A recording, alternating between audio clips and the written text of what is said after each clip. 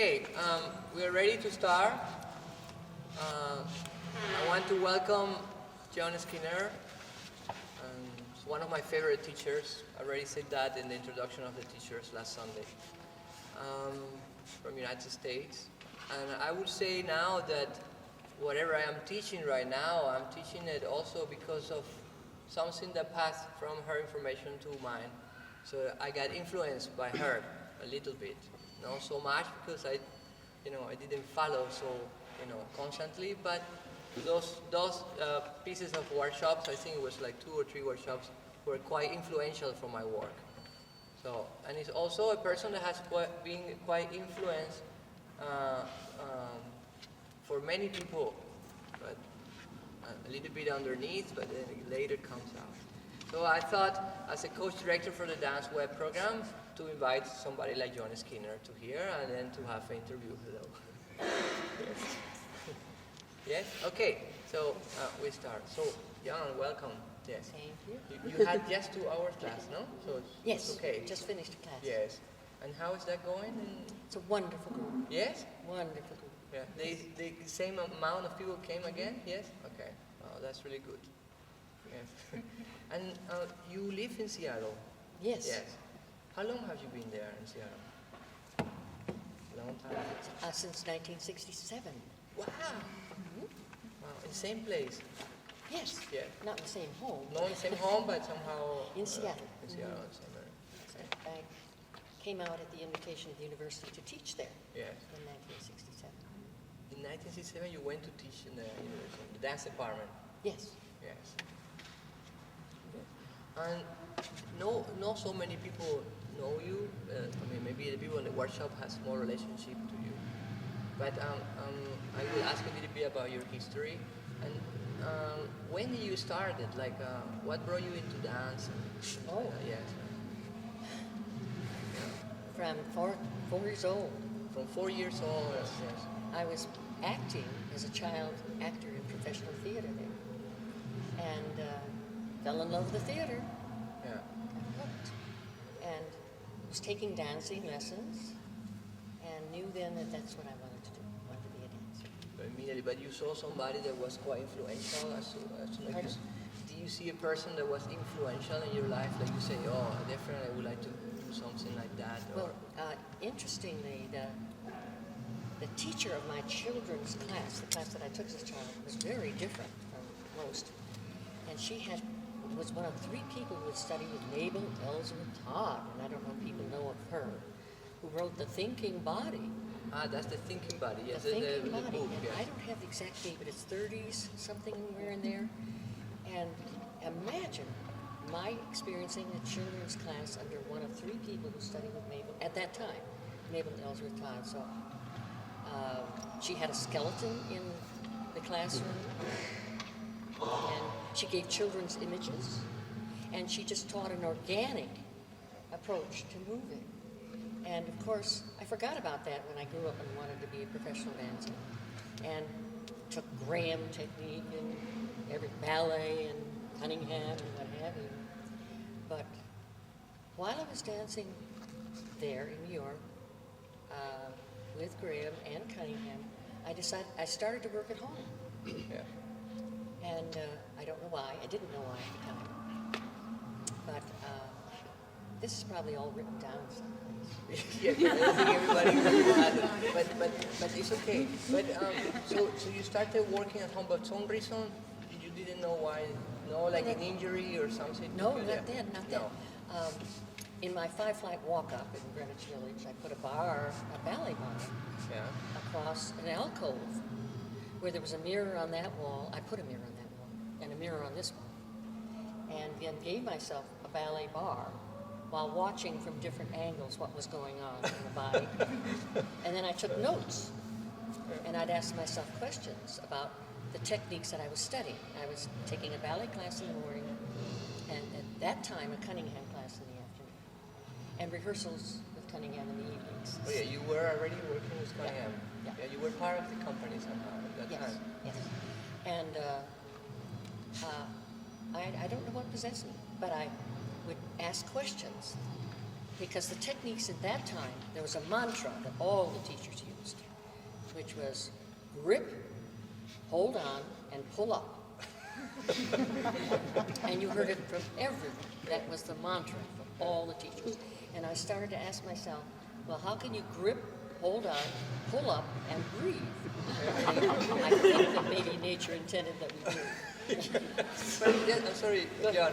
Just because a lot of people don't speak English very well, but grip, what does grip mean? Grip. Grip. Yeah. Be sure to tell me that. if No, there's a it's word. no problem. Yeah, it's okay. Yeah. That's the muscles we're dealing with here. Yeah. Grip. Yeah. The muscle structure of grip. Yeah. So, and then I would ask questions about what I was getting in my techniques, the ballet and Cunningham at the time. And I would think, well, I wonder if balance comes from inside. And I'd write that down, and then I'd take it into class, and kind of work with it, go through the class, but working with balance. And I'd say, no, that's not it. And go back home and continue. And that's all still written down today. It's really ridiculous. Yeah. But now in fact, I got so frustrated with myself because I wasn't solving anything that I called myself a dilettante. What is dilettante? A dilettante is somebody who just dabbles. Oh, okay. Dabbles superficially in things. Yeah. Here I was working away, and I finally wrote down dilettante. But now I realize that I really think that teacher way back in early childhood had that kind of influence. I don't know what else would prompt me to start asking questions about searching for a more organic approach to movement. What else could it be? It had to be, and that's why I think teaching is so important. Yes. So important. And you have to be pretty dedicated to be a teacher. Tel David. But it does good work. If teaching is good, it plants seeds and grows in people, and good things can come of it. What brought you to teaching? People ask you, or you want? That's a good question. Well, when I was dancing, first of all, in New York with Graham and Cunningham, I had part-time jobs, such as a night watchman in a dog and cat hospital.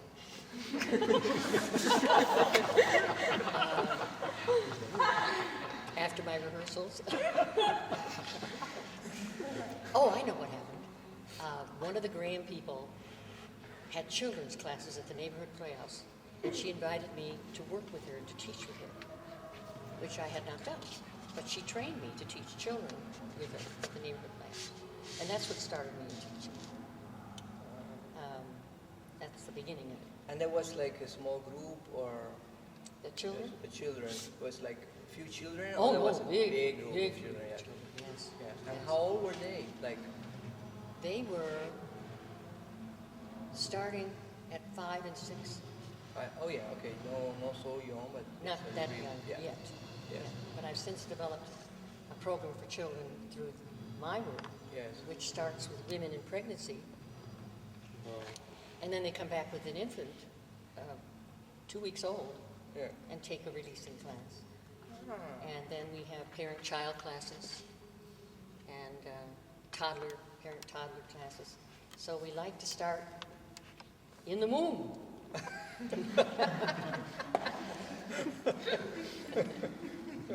Do you travel a lot through the United States teaching, or do you do that for a while? Or? Not much in the United States. I went to New York every year. Okay, so we'll be New York, San Francisco also. I think, And San right? Francisco, yes. Yes. About every year for 10 years. And I traveled out of the country Yes. to your country. Yeah. To Venezuela you went, and then also London, Yeah. Amsterdam, and New Zealand, Yeah. Australia. So now, for example, in Seattle, it's more like the students go to study with you.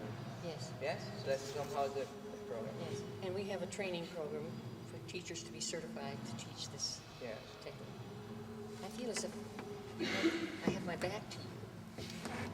Ah, but I think they can see you. Yeah. Yes, you can also come here if you want. Huh?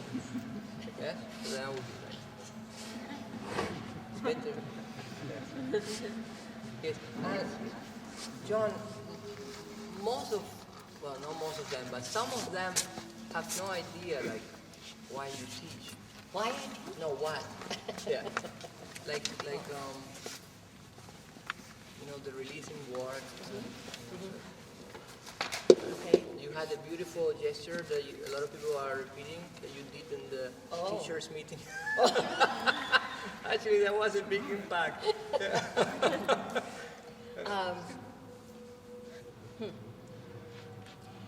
Well, the term releasing is not new.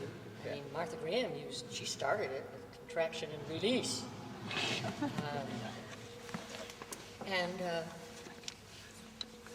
After I left New York, dancing there, I worked alone for 3 years, still searching for this organic thing that I've been doing.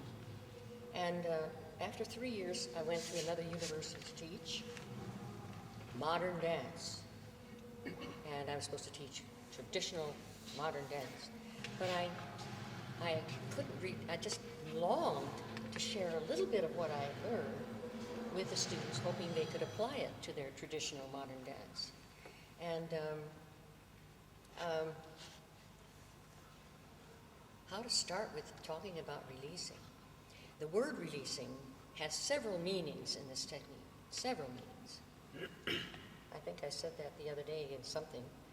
But one of them is the most obvious one, and that is that we get in touch with hidden tension patterns, hidden ones, that block freedom of movement. And if we can find ways to release those hidden tension patterns, then we can release energy and power. So that's one thing about the releasing technique that we're after, is getting in touch with blocks to moving with maximum freedom and releasing them. What is different about, and you probably heard me say this too, that the goals are the same in this technique as all dance techniques that I know, but particularly traditional techniques. And that is that flexibility. What did we do today with people in the class?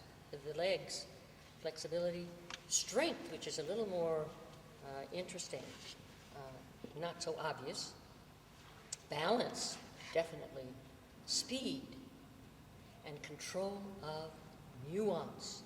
All of those technical principles, most techniques are concerned. We just go about it a little differently. And the way I go about it is by coming up with, I create an image for the technical principle. And such as balance. So that if a teacher in a class is demonstrating balancing off the vertical somehow, most people in the class will do what the teacher does to balance off the vertical. This technique, the image activates the technical principle.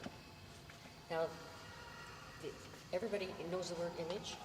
Yes, everybody knows Image? Imagen, image, yes. Which is a mental picture of something.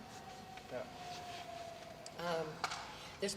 There is ongoing research about images and how they work. But at one point, my colleagues who were working with me, did an experiment in a lab at UCLA where a young dancer, professional male dancer, just lay on a table in the laboratory and didn't move at all, and had electrodes everywhere, arms, legs, and whatnot. And I gave him an image, and he didn't move, but it showed instant firing of muscle fibers. In other words, the image caused that to happen in the body, caused muscle fibers to fire. They call it firing, meaning activate, without moving anything. And that taught us a lot about the potential of an image. And some of your image that you use sometimes are related to like architecture or things from the environment also, and then you have the association with the structure of the body. And I find sometimes that Yes. Um, there are quite a few images from nature. yes, From nature. Again, hopefully getting at that organic something or other, where I like to think of the body having its own wisdom. And if we plant seeds, the body absorbs them and grows and changes. Now, what happens when a person studying this gets an image? I think we all know that no two people are alike in this world. No two people. Every single person is unique. Unique. I wish we appreciated that more in this world. Instead of saying, why aren't you like me and why don't you do what I do? Uniqueness, that is the blessing of our world. Such diversity is wonderful. So each individual hears an image in his or her own completely unique way. Unique way, unlike anyone else. So even though the image represents a kind of universal, a technical principle, that individual receives it uniquely. And because the image activates the technical principles, such as balance, for one, the student responds to the image. That makes me think of something else. it's okay. Responds to the image and begins to move from the image. And so is experiencing the technical principle as the image activates it. Am I making sense?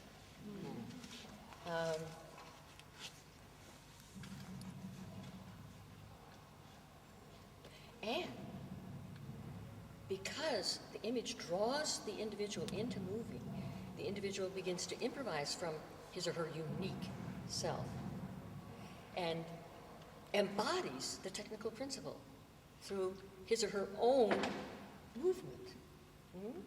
So in a curious way, technique and creative process are integrated in this technique. So that's also a way where you have arrived in your teaching, integrating those two things. Yeah. So that's how, Yeah. one of the quite influential approaches in many other younger people than you, like me, for example. It was one of the things that I understood, and then I could immediately play. It's like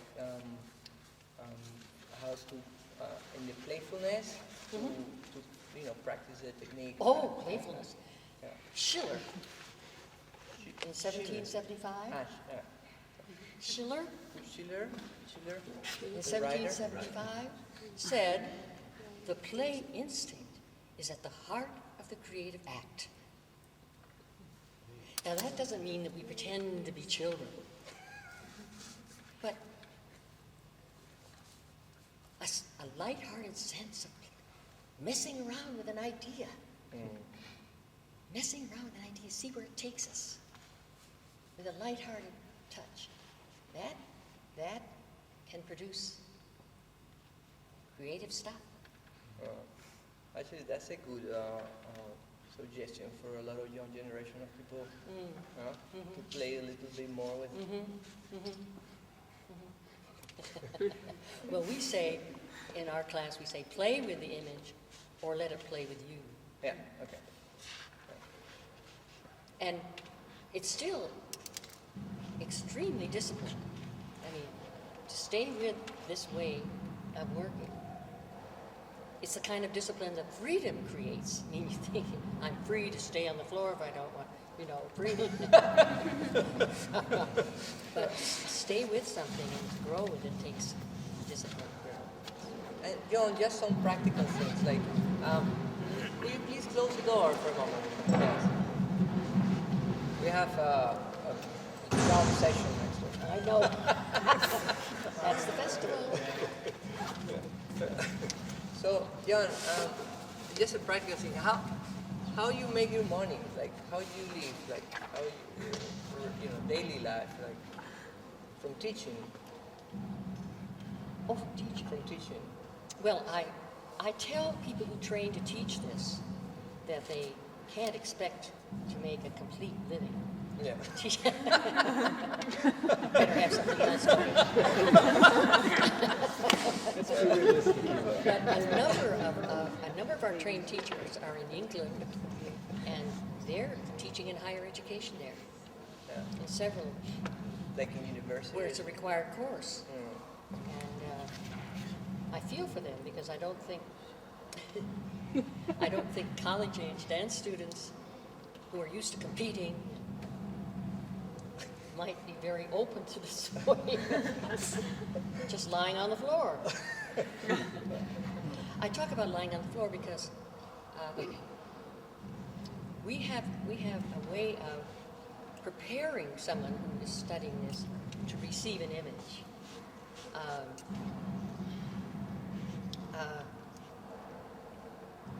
It's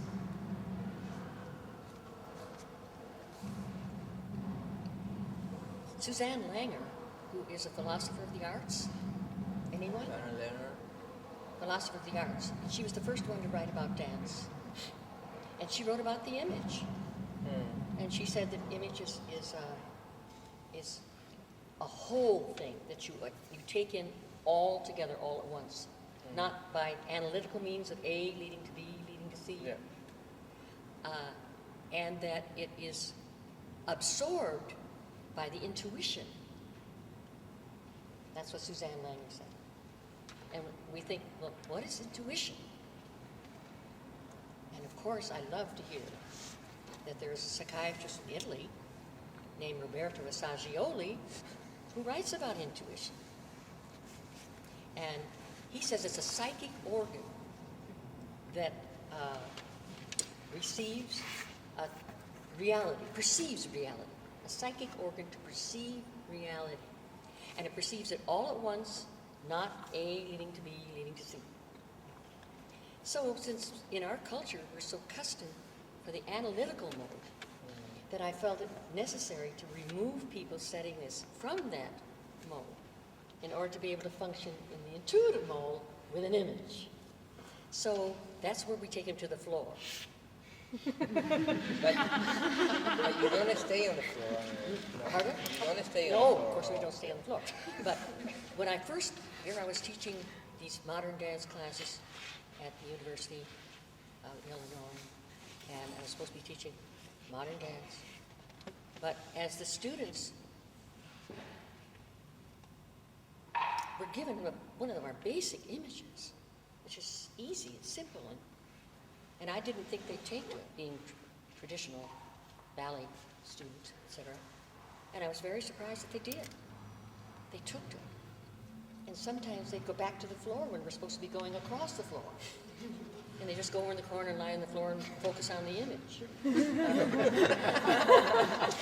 I thought to myself, uh-oh, I'm supposed to be teaching a traditional modern dance class here. Fortunately, the head of the dance program came to watch. And she understood right away. She understood. I don't know what would have happened if she hadn't. But she just got very excited about it. So that allowed the class to break down completely, to be the kind of class that is where you go in and out. And some people come in and say, I'm so tired I can't possibly work today. And they'll go to the floor, boom, they're up and dancing. It's true, it's true. So we had this, we put them on the floor and take them to a level, which is why people get confused about relaxation. Take them to a level of letting go in order to let go of the analytical mode. And so we take them to a level just under conscious control. That alpha state, they call it the alpha state. And it's supposed to be calm, free of anxieties, open to new stimuli. So it makes the people available to an image then they can blend with that image, and then it begins to move then. So that's how this works. And I think that's, you know, that floor work is just what we call a little checklist. It just takes them to that state. But I think that's what's given this perception that this is a relaxation technique. It isn't. Yes. The purpose of relaxation is to relax. The purpose of our checklist is to take them to that alpha state so that they can get rid of the analytic mode and be available to an image. How is that state called? Pardon? How is the state called? I'm sorry. No, you say alpha state? Alpha. Alpha state. Alpha Okay, sorry. state. State. Alpha Okay. state. You also you saw like kind of poetry in your images when you give it to students, and I found that sometimes the first time I took a workshop with you, it was a little bit difficult because I didn't know English very well, and the words were a little bit difficult. But at the same time, it was what I got from you was your voice. So somehow you have also developed by using your voice, you know, a specific tone or. Well, a releasing class, I think of as like a dance. It's crafted like a dance, so that it has a shape and a flow, and all the elements are part of it. Music is brought in and out, and then there are moments of silence, and the teacher's voice is part of it. It's part of the music of the class. So all of that is carefully crafted, and people training to teach it learn to just release the sound of the voice. Wow, really good. Yeah. Do you think it's possible to give like, or to tell us just an example of one of the images that you like very much to use? Or the thing is better if they come to your class? Oh no, it's just my mind will probably be a blank. I remember one with hammocks. Oh, That's an old one. That's an old one. they're going to have that tomorrow. Oh, yeah. Okay. Dry leaves. No. What? Leaves on the floor. No, that's also next thing. Well, the technique keeps evolving. Yeah. It keeps evolving. Yeah. So, as more effective ways of presenting something come along, they supplant the way we used to do something. The pool. I'm sorry. The pool. Oh. See if I can remember. Now there are different kinds of images, different Yes. kinds of ones. Yeah. Some of them are very specific, that just deal with autonomy of the limbs or the skull. And some we call totality images, where the whole self just submerges something. So Dee Dee's reminding me of our pool image. And again, we prepare them for the image by taking them through this little checklist. Let's see if I can remember. Well, it's simple and short. Think. The whole self is floating in a pool. And some areas of the pool are shallow and others are deep.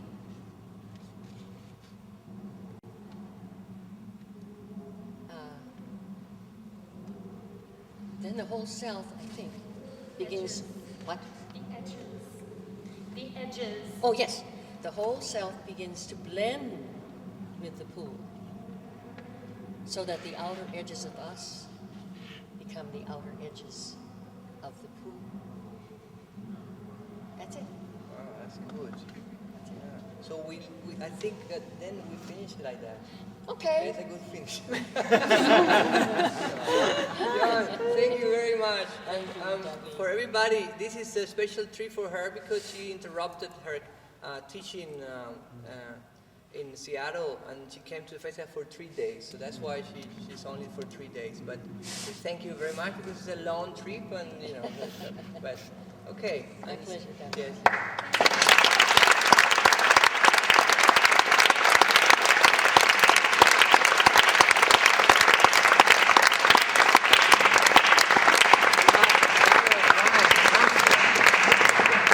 It's a really good wine, and I think you can have it for your room here, or take it with you. Mine? Yes, for you. moi? Yeah. For toi. Why, thank you, David. Yes. If anybody's interested in our August intensive, I'm going to give David a brochure about it. Yes. It's 3 weeks, and it has a releasing in the morning, it has improvisation, it has composition, which we call finding forms, and it has low-flying trapeze. All based on releasing. All based on releasing. So I'll give you the brochure, David, if anybody, and it's also on the website. www.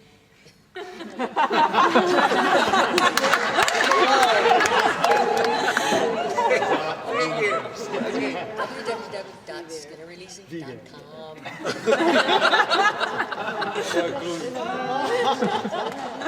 Okay, we can break it soon.